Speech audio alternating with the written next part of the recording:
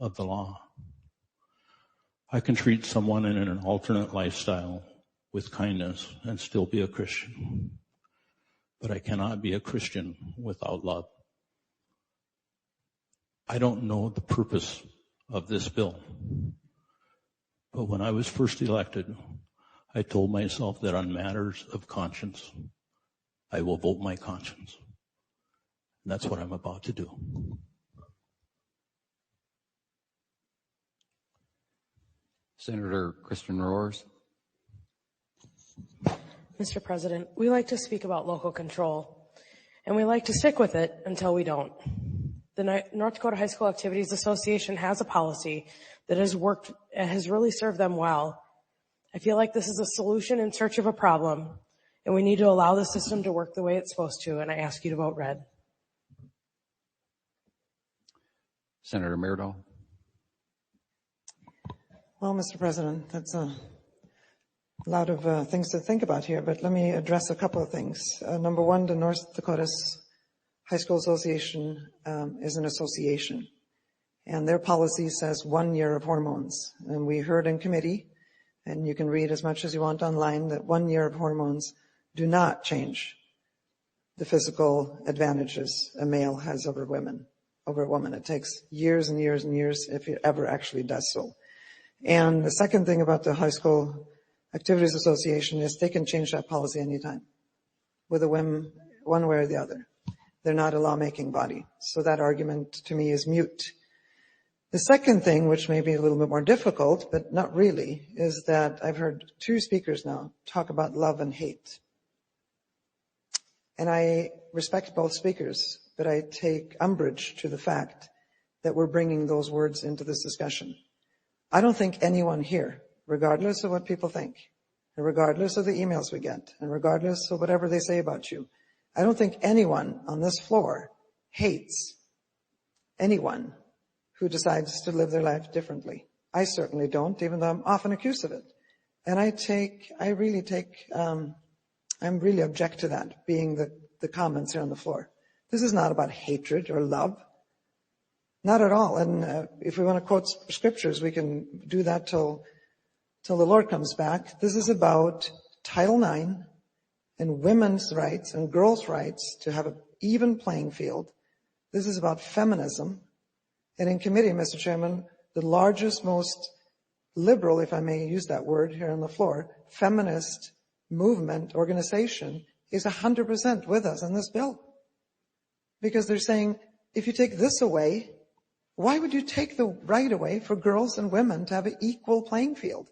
And to say that it hasn't happened yet is also false. It has happened a couple of times. People have a hard time coming forward with it. But it has happened in two of our cities already. There are 3 other states that have this on the books already. There's a state that passed it in 2020. There's 11 other states that are contemplating same legislation right now as this.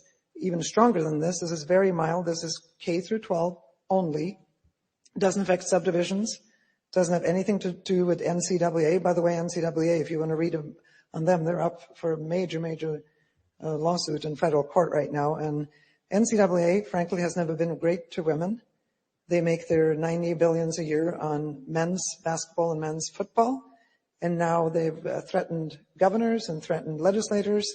And by doing so, they're throwing women's sports under the bus once again. It took to the early 70s, Mr. President, for women to have equal playing field, whether it's in high school or college.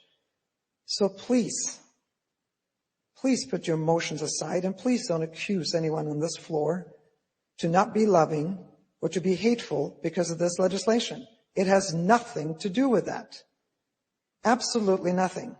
It has to do with Title IX, and are we going to destroy girls' and women's rights? And this whole thing of there's higher suicides because of all the bullying. Absolutely, there's bullying going on all over the world on all kinds of issues.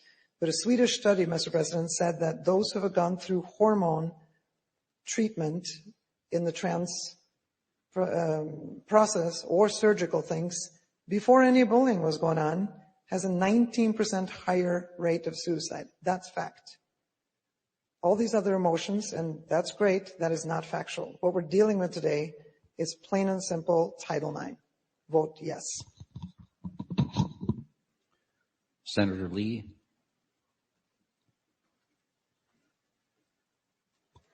Mr. Chairman, we've all received the messages which are actually quite factual about the economic impact on this, and particularly in our larger communities, because those organizations, particularly above the high school level, but not only, many of them have national policies about not locating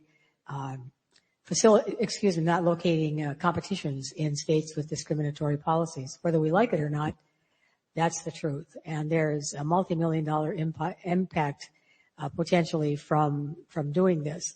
But this is a more localized thing I wanted to mention. About a month ago, I had lunch at a table that had a couple of House members whom I enjoy visiting with now and then. And we were talking about not this so much as just about kids in sports, boys and girls in sports. And part of the reason was that there had been a big wrestling tournament in our area, and one of the championship teams was 3 boys and 1 girl. And one of the fellows from the House, who was from a rural district, said, yes, they have a couple of girls on their football team. You know, it's a smaller school.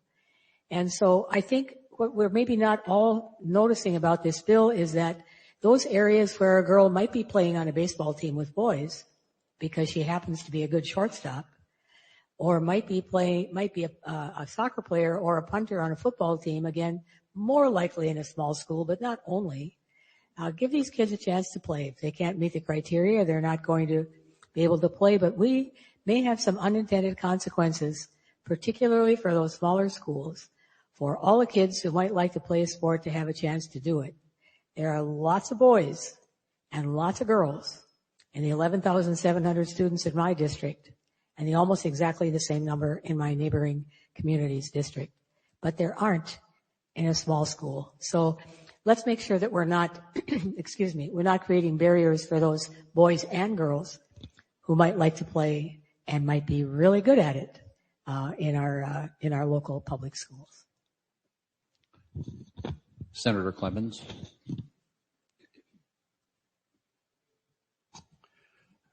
Mr. President, we hear several arguments, and one of them is that God loves us.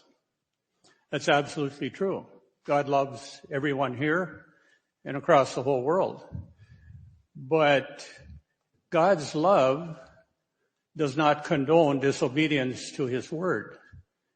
We are all born male or female, and that's a creation of God that we live in. And so for us to begin to even consider things like this, to me is beyond comprehension. What we are becoming is God ourselves, and now we are going to create who we feel is male and female. I strongly urge a yes vote on this bill. Senator Hogan. Thank you, Mr. President and members of the Senate. This bill makes me sad. It's been my privilege and my challenge, a challenge to walk with several youth and their families as they've considered first the possibility and then the reality of their children or their grandchildren being transgender. Although we truly do not understand the physiology of this condition, we do know that for some youth, being transgender is a reality, and once you've walked the walk with someone, it is a reality. To isolate and restrict vulnerable youth from participating in sports activities seems totally sad and unnecessary. I would hope that you would vote no to demonstrate that all youth matter, regardless of their sexual orientation, and are valued and they have equal opportunities. Thank you. Senator Myrdal.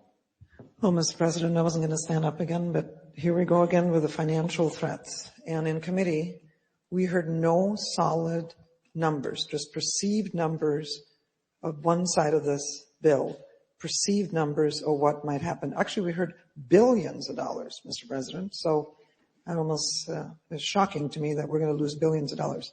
There's no evidence. There's no actual facts on that monetary threat. Having said that, in response to the last speaker, it sounds like we're banning anyone from